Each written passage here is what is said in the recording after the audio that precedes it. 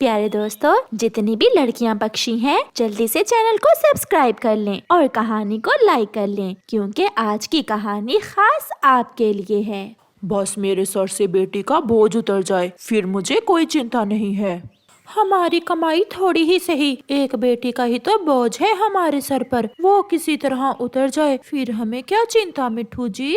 दिन रात काम करते हैं, मैं सोच रहा हूँ किसी तरह जग्गू को विदेश पढ़ने के लिए भेज दूँ। अभी हमारे सर पर बेटी का बोझ है, पहले मुन्नी की शादी करके ये बोझ सर से उतार दो, फिर जो दिल में आए करना। बोझ बोझ बोझ, मम्मा ये सब बेटियों को बोझ क्यों समझते हैं? क्योंकि बेटी, ये पक्षी अभी तक समझ ही नहीं सके कि बेटा बेटी एक समान होते हैं। बेटियां बोझ नहीं होती, बल्कि उन्हें इस काबिल बनाए कि वो एक परिवार का बोझ खुद उठा सकें, जैसे मेरी मम्मा। हाँ, मैं अपनी बेटी को इस काबिल बनाना चाहती हूँ कि वो अपना बोझ खुद उठा सके। गौरी कवि की बेटी भागी भागी चिड़िया के पास आती है। आंटी आंटी, मेरी मम्मा मेरी अभी से शादी करना चाहती हैं। ये सुनकर गुड़िया हंसने लग जाती है। तुम्हारी शादी? मगर मुन्नी, तुम तो अभी मुझसे भी छोटी हो। पापा कहते हैं कि मेरी शादी का बोझ उतारकर जग्गू भाई को कामयाब पक्षी बनाएंगे। मैं बात करती हूँ गौरी से, अभी आप बहुत छोटी हो, अभी से उन्हें आपकी शादी की क्या चिंता है। फिर चिड़िया गौरी की बेटी मुन्नी कवि के साथ जाती है। गौरी, अभी मुन्नी छोटी है, आपको इसकी शादी की इतनी क्यों जल्दी है? अच्छा रिश्ता मिल रहा है, कल क्या मालूम कोई अच्छा कौवा मिले या ना मिले। इतनी छोटी सी उम्र में अगर तुम मुन्नी की शादी कर दोगी तो कल ये कैसे अपने बच्चों को संभालेगी, कल कैसे अपने घर को संभाल सकेगी। अभी इसे सीखने दो।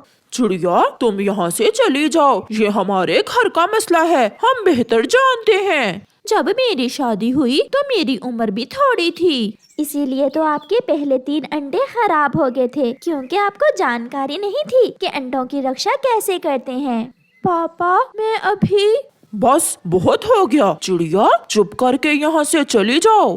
फिर चिड़िया वहाँ से चली जाती है और दूसरे दिन गौरी मुन्नी की शादी करती है। मम्मा, गौरी आंटी ने बहुत जल्दी की मुन्नी की शादी करने में। मैं भी उसी का सोच रही थी, वो कैसे अपने घर को संभालेगी। गुड़िया बेटी, कल आपने तोते टीचर से लकड़ियों का घर बनाना सीखने जाना है। मम्मा, वो तो मैंने आज ही सीख लिया था। तो फिर कल बुलबुल के पास जाना और उससे सीखना कि अपने अंडों की रक्षा कैसे करते हैं। बहू, ये ससुराल का घर है, तुम्हारे माता पिता का नहीं है। कल सुबह सवेरे उठकर भोजन लेने चली जाना। बेटा, बहू को हमारे परिवार के असूल समझा दिए हैं ना? हाँ, मैंने मुन्नी को बता दिया है कि रात को सोने से पहले मेरी माँ की टांगे दबानी है और मेरी माँ का भोजन भी इसे ही लाना होगा। बहू, सुन रही हो ना? हाँ, मैं कोशिश करूँगी ये सब करने की। फिर मुन्नी भोजन लेने चली जाती है। वो अभी छोटी थी, इसलिए वो तो बच्चों वाली हरकतें करती थी। रास्ते में कभी वो तितलियाँ देखने रुक जाती और कभी फूलों के पास जाकर बैठ जाती। जब शाम को वो भोजन लिए बिना ही घर जाती है तो पहले दिन उसकी सास उससे लड़ाई करती है।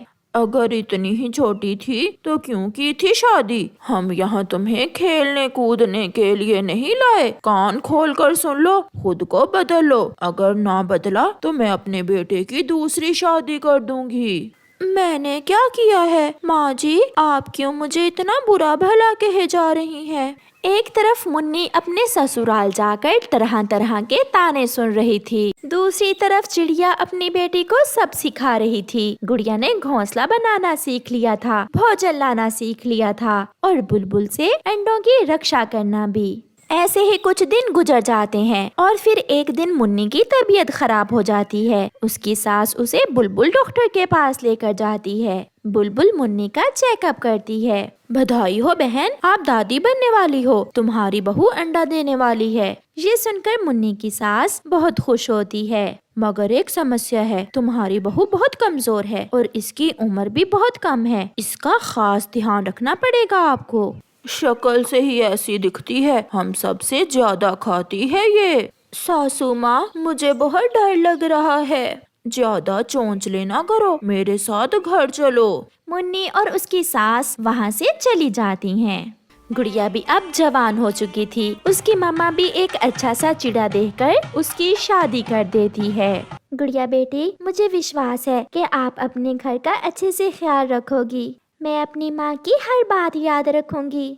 अपने घर में जाकर गुड़िया खुश थी क्योंकि उसका पति भी उससे बहुत प्यार करता था। कल हम दोनों झरने पर जाएंगे। वहाँ से हम लकड़ियाँ भी ले आएंगे और हम अपने घर को थोड़ा बड़ा करेंगे। क्या आपको घर बनाना आता है? ये सब मैंने सीखा हुआ है। मुन्नी दिन ब दिन बहुत कमजोर होती जा रही थी। ऐसे ही 10 दिन और गुजर जाते हैं और फिर एक दिन मुन्नी की तबीयत ज्यादा ही खराब हो जाती है। उसका पति उसे उसके मैके छोड़ आता है। चिंता ना करो बेटी, जब मैं अंडा देने वाली होती थी तो मेरे साथ भी ऐसा ही होता था। जब अंडा आ जाएगा तो सब ठीक हो जाएगा। मगर माँ, मुझे बहुत चक्कर आते हैं, उड़ा भी नहीं जाता। कल तुम्हारे पापा के साथ बुलबुल के पास जाएंगे और दवा ले आएंगे। रात हो जाती है और रात के समय मुन्नी की तबीयत बिगड़ जाती है। कौवा और कवि उसे लेकर रात को ही बुलबुल के पास जाते हैं। गोरी, ये सारी समस्या इसकी छोटी उम्र में शादी करने से हो रही है। जो होना था वो तो हो गया। बुलबुल, आ मेरी बेटी को बचा ले। मैं अपनी पूरी कोशिश करती हूँ। बुलबुल मुन्नी को दवा देती है, इंजेक्शन लगाती है, सब करती है, मगर मुन्नी को बचा नहीं सकी। मुन्नी मर जाती है। गोरी और कालू रो रहे थे। ना अंडा बच सका और ना ही अंडे की माँ। मैंने बहुत कोशिश की। मेरी बच्ची अभी बहुत छोटी थी जब मैंने उसे बिहा दिया और वो अपनी जिंदगी की खुशियाँ देखने से पहले ही इस दुनिया से चली गई। वो घर चले जाते हैं। सुबह हो जाती है। कालू कौवा अभी तक रो रहा था। गोरी, गोरी, जग्गू तो विदेश पढ़ने चला गया, मगर मेरी मुन्नी मुझे छोड़कर चली गई। अगर उस दिन चिड़िया की बात मानी होती तो आज मेरी मुन्नी मेरे साथ होती। फिर ऐसे ही कुछ दिन गुजर जाते हैं और गुड़िया एक सेहतमंद अंडा देती है, जिससे कुछ दिनों बाद एक सेहतमंद बच्चा निकलता है। गोरी बहन, मैं नानी बन गई हूँ। मेरी गुड़िया के अंडे से बेटा निकला है। चिड़िया, अगर मैंने भी तुम्हारी तरह अपनी बेटी की शादी पूरी उम्र में की होती तो आज मैं भी ये खुशियाँ देख सकती। गोरी बहन, इसलिए तो मैं हमेशा सबसे कहती हूँ कि बेटियाँ बोझ नहीं होती, इसलिए उनके फ्यूचर के फैसले सोच समझ कर करें। प्यारे दोस्तों, कहानी को लाइक और चैनल को सब्सक्राइब जरूर करें। आपका धन्यवाद। बुलबुल का घोंसला टूटा हुआ था, इसलिए वो बहुत डरी हुई थी। वो अपने टूटे हुए घोंसले में बारिश से बचने के लिए एक तरफ होकर खामोश बैठी हुई थी। तेज हवा से जंगल में शोर था। कौवा और कव्वी ने तो कमाल कर दिया था। वो बारिश में ही अपने लिए भोजन ढूंढ कर ले आए थे। गुड़िया और उसकी मम्मा भी अपने घर में बैठी हुई थी। मम्मा, क्या आज हम भोजन लेने नहीं जाएंगे? हाँ बेटी, मैं भी यही सोच रही थी। ये बारिश तो न जाने कब रुकेगी, हमें जाना ही होगा। फिर वो माँ बेटी भी अपना भोजन लेने निकल जाती हैं। बारिश के कारण भोजन ढूंढना आसान न था। वो माँ बेटी उड़ते उड़ते इंसानों की बस्ती की तरफ निकल जाती हैं। सामने एक मकई का खेत था। वो वहाँ जाती हैं। गुड़िया बेटी, जल्दी से कुछ दाने खा लो, हमें यहाँ से जल्दी जाना होगा। ये इलाका इंसानों का है। मैं जानती हूँ मम्मा, इंसान बहुत जालिम होते हैं। फिर वो माँ बेटी मकई के दाने खाने लगती हैं। उन्हें पता ही नहीं चलता कि कब एक पत्थर तेजी से आता है और मम्मा चिड़िया के सर में लगता है और मम्मा चिड़िया गिर जाती है। नहीं, क्या हुआ? मेरी मम्मा को क्या हुआ? मम्मा उठें। गुड़िया रोती है, बहुत रोती है, मगर मम्मा अपनी आंखें बंद कर चुकी थी। वो गुड़िया को छोड़कर जा चुकी थी। मम्मा, इंसान बहुत जालिम है। एक दाना खाने के बदले में जान तक ले लेते हैं। मैं कभी इंसान बनना पसंद नहीं करूँगी। शाम के बाद गुड़िया अपने घर वापस चली जाती है। बारिश भी रुक गई थी। गुड़िया की मम्मा के पुराने दोस्त कव्वी, कौवा और मिठू गुड़िया के पास आते हैं। गुड़िया बेटी, जालिम इंसानों ने आपकी मम्मा को मार दिया। हौसला करो बेटी। अगर मैं इतना शक्तिशाली होता तो किसी इंसान को ना छोड़ता। सब इंसान बुरे हैं। नहीं कालू, हम पक्षियों की तरह कुछ इंसान अच्छे भी हैं, सभी बुरे नहीं हैं। गुड़िया से कुछ बातें करने के बाद वो सब अपने अपने घरों को वापस चले जाते हैं। आज की रात गुड़िया जाग कर गुजारती है। उसे अपनी मम्मा के बिना नींद नहीं आ रही थी। मम्मा, आपकी याद सता रही है। बहुत मुश्किल है मम्मा आपके बिना रहना। मैंने कभी कल्पना भी नहीं की थी आपके बिना रहने की। दूसरे दिन आसमान साफ था। घर से तो गुड़िया को निकलना ही था, क्योंकि उसे पता था कि अगर जिंदा रहना है तो बाहर जाना ही होगा, दाना लाना ही होगा। सामने सूखे हुए किक्कर के पेड़ पर बैठे हुए बुरे उल्लू गुड़िया को अकेली जाते हुए देखकर उसे तंग करने लगते हैं।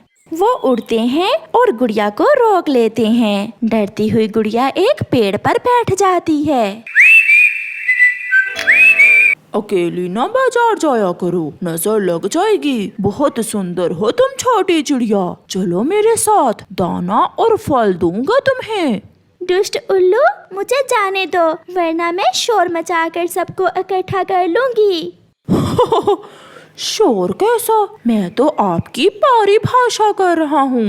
गुड़िया वहाँ से भाग जाती है। सामने उसे कबूतर चाचा और मिट्ठू नजर आते हैं। उन्हें देखकर गुड़िया की जान में जान आती है।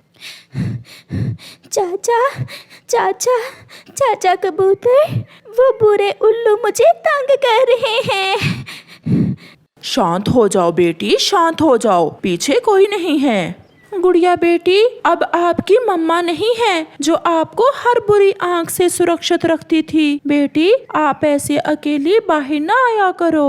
तो मिट्ठू अंकल, मैं किसके साथ भोजन लेने जाया करूं? बेटी, कौवा और कौवी आपके पड़ोसी हैं, आप उनके साथ ही बाहर निकला करो। ये जंगल अच्छा भी है और बुरा भी, यहाँ पंख पंख पर संभल कर रहना होगा। फिर उस दिन गुड़िया चाचा कबूतर और मिट्ठू तोते के साथ भोजन लेकर वापस घर चली जाती है। दिन तो गुजर जाता, मगर रात गुड़िया के लिए बहुत मुश्किल थी। रात होते ही गुड़िया को अपनी माँ की याद सताने लगती। मेरे पास आओ मेरी बेटी, मेरे पास आओ, मैं यहाँ हूँ। अपनी माँ के ख्याल गुड़िया को सोने ना देते। वो चौंक चौंक कर उठती और फिर लेट जाती। दूसरे दिन गुड़िया गोरी कौवी के पास जाती है। आंटी, आप मुझे अपने साथ भोजन लेने ले जाएं। कल मुझे बुरे उल्लुओं ने बहुत तंग किया था। गुड़िया बेटी, ऐसे जीना बहुत मुश्किल है। मैं चाहती हूँ कि आप शादी कर लें। शादी का शब्द एक बार तो गुड़िया को बहुत अजीब सा लगता है, क्योंकि उसने तो कभी शादी के बारे में सोचा ही ना था। गुड़िया बेटी, एक चिड़ा है मेरी नजर में, वो बहुत अच्छा है, वो आपको हमेशा खुश रखेगा। आंटी, अब माँ के बाद आप ही मेरे सब कुछ हैं। कालू चाचा, कबूतर चाचा, मिट्ठू अंकल और आपके सिवा मेरा कौन है इस जंगल में। उस दिन गुड़िया गोरी आंटी के साथ भोजन लेने जाती है। आज गुड़िया खुद को सुरक्षित समझ रही थी। गुड़िया को एक पेड़ पर अमरूद खाते हुए देखकर उल्लू फिर से वहाँ आता है। सुंदर चिड़िया, एक बार अपना नाम तो बता दो। पीछे से गोरी कौवी भी आ जाती है। कमबख्त, जाओ जाकर अपनी माँ का नाम पूछो, अपनी बहन का नाम पूछो। मैं अभी कालू को बुलाती हूँ, हम सब सीधा करते हैं तुम्हें। नहीं, मैं तो मजाक कर रहा था। उल्लू वहाँ से भाग जाता है। आंटी, सच कहा आपने, इस जंगल में अकेले जीना बहुत मुश्किल है। आप मेरी शादी कर दें। फिर गोरी कौवी दूसरे जंगल जाती है और उस चिड़े को बुलाकर गुड़िया और उसकी शादी कर देती है। वो चिड़ा गुड़िया को बिहाकर अपने साथ ले जाता है। वो घर छोटा जरूर था, मगर वहाँ गुड़िया सुरक्षित थी। चलें भोजन लेने, आपको भूख लगी होगी। ये वही शब्द हैं जो मेरे मम्मा पापा कहा करते थे। चलें, मैं तैयार हूँ। ऐसे दिन रात गुजरते गए और गुड़िया अपने जीवन में मगन हो जाती है। और फिर एक दिन गुड़िया अपनी गोद में एक छोटी सी चिड़िया को लिए बैठी थी जिसका नाम उसने मुन्नी रखा था। आज वो बहुत खुश थी क्योंकि वो माँ बन गई थी और अपनी बेटी को देखकर वो जिंदगी के सभी पुराने दुख भूल चुकी थी। प्यारे दोस्तों, जिंदगी इसी का नाम है, एक ना एक दिन बिछड़ जाना है, इसलिए अपने मम्मा पापा से बहुत बहुत प्यार करें। आपका धन्यवाद।